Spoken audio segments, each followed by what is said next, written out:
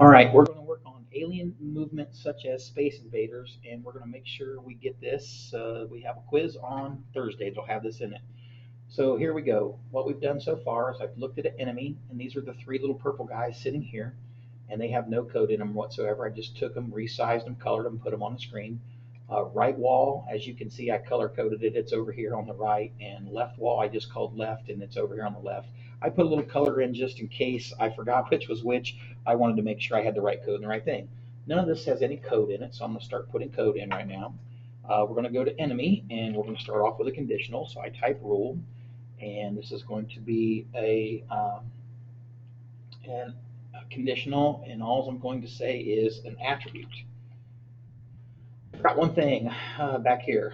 So I also made a game attribute, not a scene, not an actor, but a game attribute called move speed. It is an integer. It's really the only one we'll need. So that move speed I set equal to 1 as a game integer attribute, and that's what I'm going to use right now. I'm going to say attributes, game, move speed. I'm going to say if it's equal to 0, do the following. So it won't do this right off the bat because obviously it's equal to 1 to start off with. It's going to move downward in the direction of 0. It's actually downward is 270 at a speed of, I'm going to slow it down a bit and make it 100. Drag this up so we can see it all. So if game move speed is 0, go down. All right. And in the else statement, I'm going to say else, go to the right. So we're going to type in move speed is 0, and I'll put 200 for right now. Okay. Now, if all I did was do this, they would just go on right off the screen and nothing else would happen.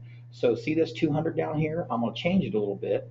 I'm going to make it multiply, which is shift 8, an asterisk, and I'm going to put in our game attribute move speed there. Okay. So what this will do is if game move speed is 0, it'll go down, and if game move speed is any other number, which we're going to blink it back and forth between 1 and -1, it'll go to the right and it'll go 200 times move speed. So if I happen to put in a -1, it would interpret that -200 as going left. So this will move it left and right. But this is your coding for the alien.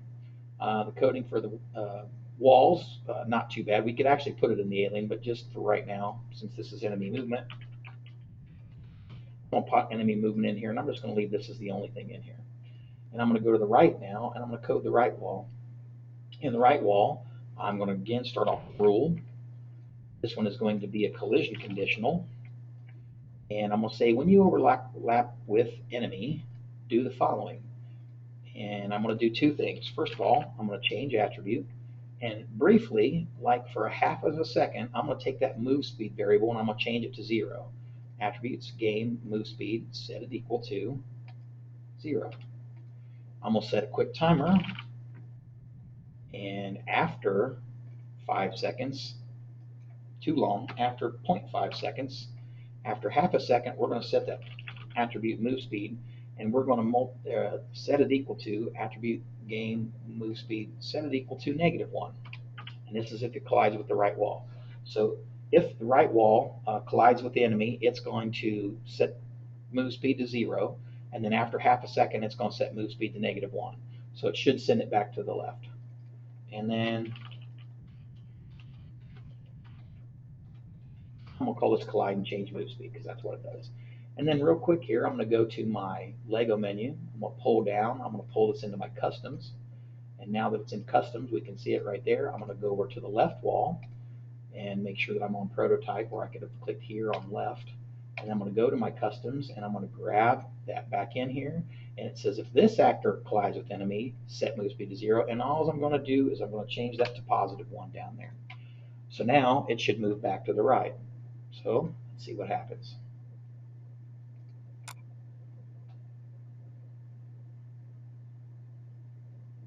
All right.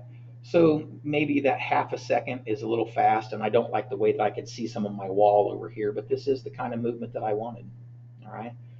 So back to editor, I'm gonna make a couple changes just so you can see them again. So I thought this all went pretty well, and I'm gonna put 0.25 seconds in there. I think that's reasonable. And so that was the left wall, and I changed it to 0.25, and I might go to the right wall, and I might change it to 0.25. And then I'm going to take the right wall and I'm going to move it over just a little bit so it's not on the screen. And just to remind you what the enemy coding looked like, this was the one where it says if move speed is 0, go down at the speed of left and right. This is all left and right. I might slow this down a little bit too. So besides going to downward for only a quarter of a second, I also slowed it down to 75. And if we run it again, I'm hoping that looks a little better. Speed 200 might even be a little fast, and we could mess with that too. And I still didn't get this off of the thing, but you get the idea of what I'm looking for. So again, just 3 actors, a little bit of code in each actor, and that should get you through on Thursday.